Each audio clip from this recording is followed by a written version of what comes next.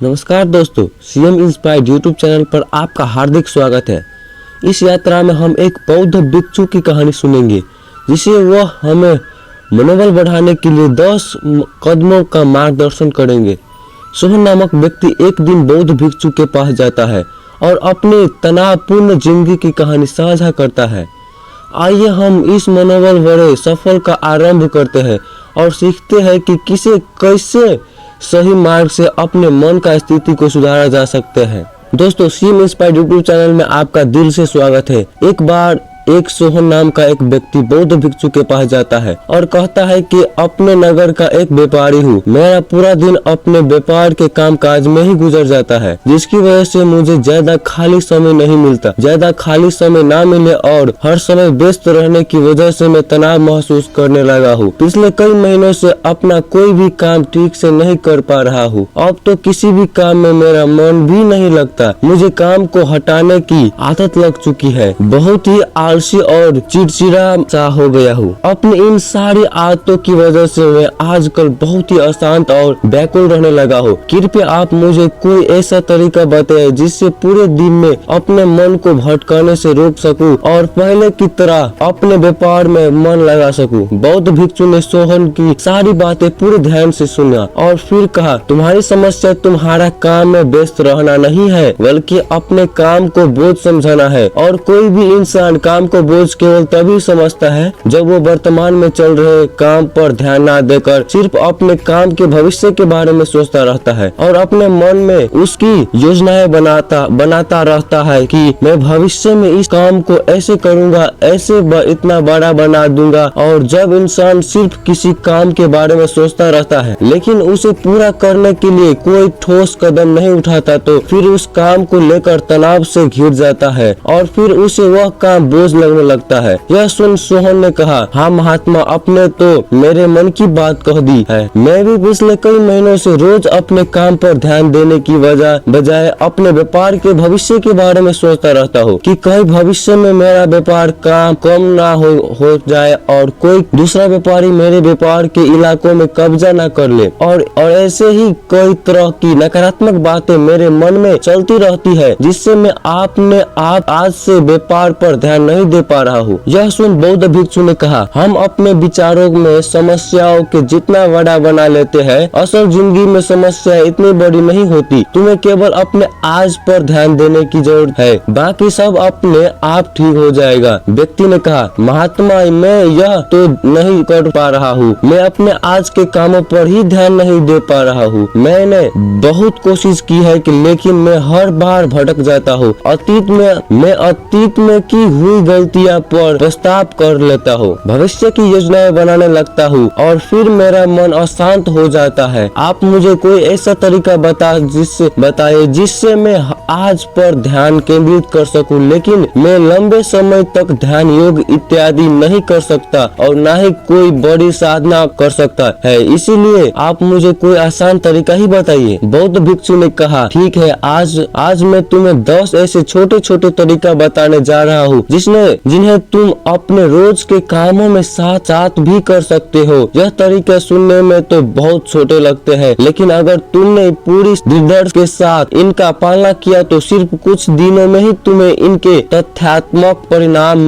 दिखने शुरू हो जाएंगे और तुम अपने वर्तमान के कामों को ज्यादा ध्यान पूर्वक कर पाओगे। सोहन ने कहा, जी महात्मा, आप मुझे यह 10 तरीका बताइए, मैं जरूर इनका पालना करूँगा। बौद्ध भिक्षु ने कहना शुरू किया, पहला तरीका है ध्यान पूर्वक भोजन करो। ज्यादातर लोग भोजन करते समय भोजन करने पर ध्यान नहीं देते, बल्कि उनका ध्यान तो किसी से बात करने की, पुराने विचार में खोए रहने या फिर कुछ देखने में होता है, जिनसे उनका मन भोजन करने के दौरान भी अशांत रहता है। जबकि हमें भोजन की थाली आने के साथ ही उसकी सुगंध में कौन सा भोजन परोसा गया है, भोजन देखने में कैसा है, इन सब का पूरे ध्यान से निरीक्षण करना चाहिए। चाहिए और मन ही मन भोजन बनाने वाले और उस भोजन को उगाने वाले का धन्यवाद प्रकट करना चाहिए। हर दिन निवाले के साथ भोजन के स्वाद का आनंद लेना चाहिए, न कि सिर्फ पहली निवाले का। अगर तुम पूरे प्रेम के साथ ध्यान पूर्वक भोजन को ग्रहण करते हो तो भोजन के खत्म होने तक तुम्हारा मन एकदम शांत हो जाएगा और तुम अंदर से आनंद महसूस करोगे। और यही कारण है कि पुराने भारतीय समाज में मौन रहकर भोजन करने की परंपरा रही है, क्योंकि मौन होकर ध्यान पूर्वक भोजन करना भी ध्यान करने की एक तरीका है। और न केवल भोजन करते समय बल्कि अगर तुम रोजमर्रा के अन्य कामों को भी, जैसे कि चलना, नहाना, सफाई करना इत्यादि को भी ध्यान पूर्वक करते हो तो तुम पूरे दिन खुशी और आनंद से भी रहोगे। बौद्ध भिक्षु ने कहा, दूसरा तरीका है अपनी सांसों पर ध्यान दो। सांस प्राकृतिक रूप से चलने वाली एक स्वाभाविक प्रक्रिया है। जब हम अपनी आती जाती सांसों पर ध्यान देते हैं तो यह हमें हमारे दिमाग से निकलकर शरीर में जाती है। परिणाम स्वरूप हम अपने विचार के उलझने और चिंताओं से मुक्त हो जाते हैं और यह काम तुम किसी भी समय कर सकते हो। बुद्ध के द्वारा बताई गई विपासना ध्यान विधि में भी अपनी आती जाती सांसों पर ध्यान केंद्रित करने के लिए ही कहा गया है। जब भी तुम तनावग्रस्त हो जाओ या खुद को विचारों में उलझना हुआ पाओ तो तुरंत अपना ध्यान अपनी आती जाती सांसों की तरफ मोड़ दो। कुछ ही पल बाद तुम महसूस करोगे कि तुम शांत होते जा रहे हो, तुम्हारी सारी उलझन, सारा तनाव गायब हो गया है। और अगर तुम लंबे समय तक अपनी सांसों पर ध्यान केंद्रित करने की आदत डाल लेते हो तो तुम खराब से खराब परिस्थितियों में भी खुद को शांत रख पाओगे और अपने वर्तमान के कामों पर ज्यादा लंबे समय तक ध्यान केंद्रित कर पाओगे। सांसों पर ध्यान देना हमें याद दिलाता है कि हम कौन है।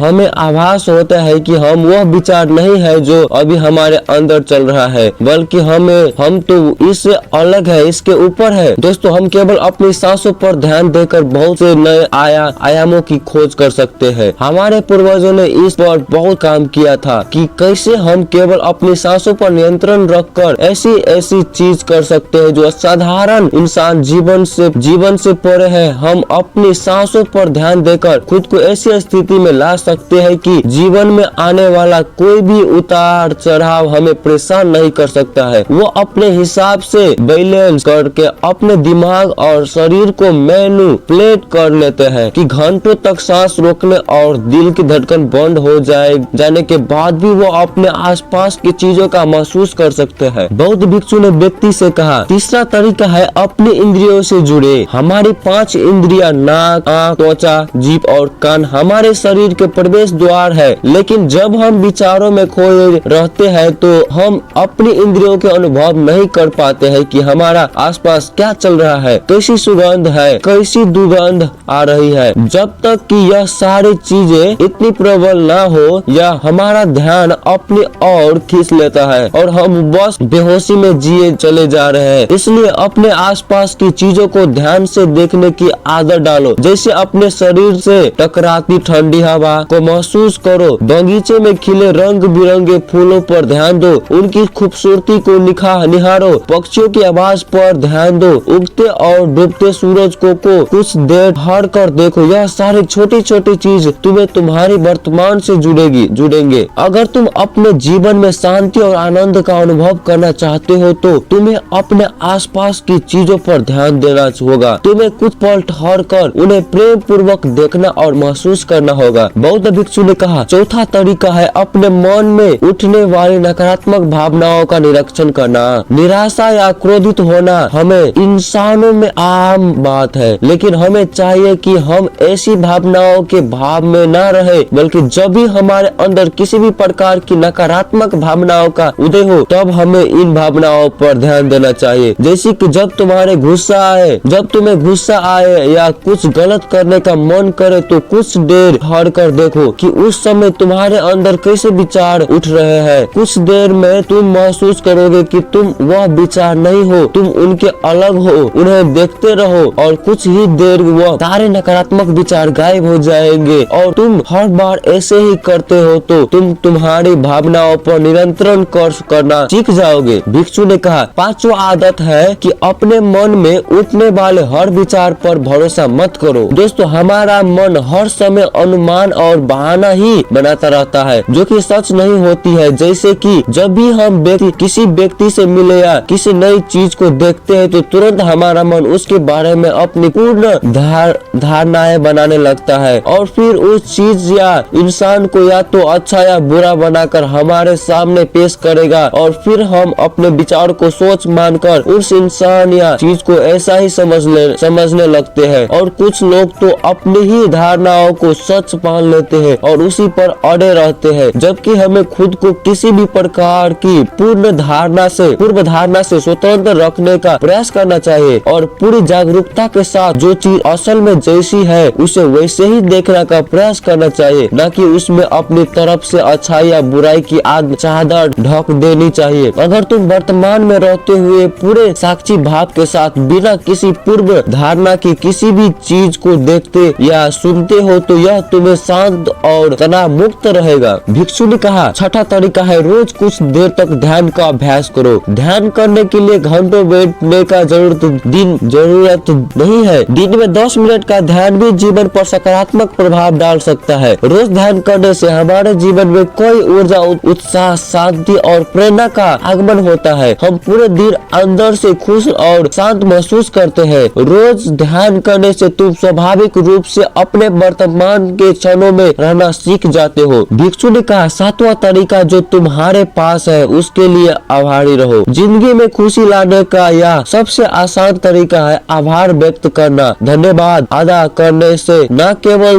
जो चीज हमारे पास है उससे हमें असली खुशी मिलती है, बल्कि जो हम पाना चाहते हैं उसे पाने का रास्ता भी हमें दिखना शुरू हो जाता है। क्योंकि धन्यवाद के भाव से भरा मन समस्याओं की तरफ नहीं बल्कि उसके समाधान की तरफ केंद्रित होता है। जो भी तुम्हारे पास है उसके लिए श्रीधर से ब्रह्मांड की शक्ति का धन्यवाद अदा करना तुम्हारा जीवन को जादुई तरीका से बदल कर रख सकता है। तुम्हारा यह सोचना चाहिए कि तुम कितने धन्य हो जो कि तुम्हारे पास एक निश्चित चीज है। उदाहरण के लिए तुम्हारे पास एक अच्छा व्यवसाय है और ना जाने कितने लोग तुम्हारे पास व्यवसाय करने की इच्छा रखते होंगे लेकिन उनके पास नहीं है। साथ ही तुम्हें इस चीज के लिए भी आभारी होना चाहिए कि तुम्हारे थाली में खाना है, जबकि दुनिया भर में लाखों लोग भूखे मर जाते हैं। भिक्षु ने कहा, आठवां तरीका दूसरे की बात को ध्यान पूर्वक सुने। किसी दूसरे व्यक्ति की बात करते समय वो यह सोचने बिना कि उसे क्या कहना है या उसकी बात का कैसे जवाब देना है, तुम्हें पूरे ध्यान पूर्वक सामने वाले की बातों को सुनना चाहिए। तुम्हें सामने वाले से बात करना है, उसे जवाब देना है, जवाब देने के लिए नहीं बल्कि उसकी भावनाओं को समझने के लिए। जब तुम किसी से बात करो तो अपने कान, दिल और अंत मन से उनकी बातों को सुनो और समझो। ऐसा करना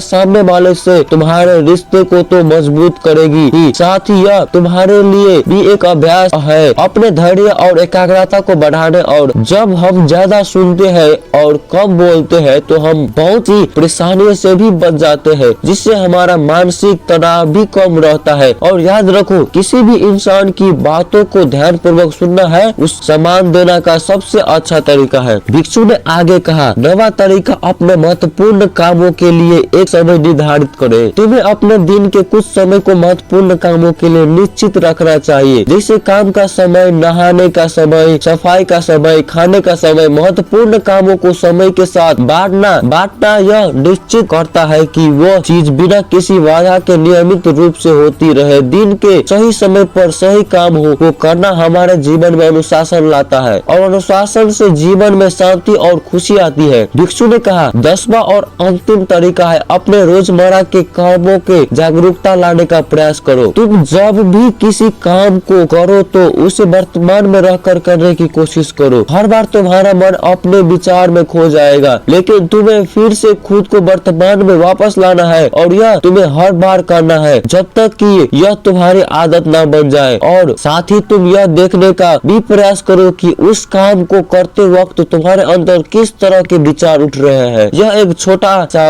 अभ्यास तुम्हें वर्तमान में जीने की तुम्हारी मदद करेगा। भिक्षु ने आगे कहा, शांति और आनंद कोई घटना नहीं बल्कि यह एक प्रक्रिया है जो हमारे जीवन के साथ चलती है। अगर हम जागरूक रहकर जीना सीख जाए तो इतना कहकर बौद्ध भिक्षु मौन हो गए और सोहन व्यापारी उनका धन्यवाद करते हुए वहाँ से चला गया। तो दोस्तों उम्मीद करता हूँ आपको इस कहानी से जरूर बहुत कुछ सीखने को मिला होगा। यह कहानी आपको कैसी लगी है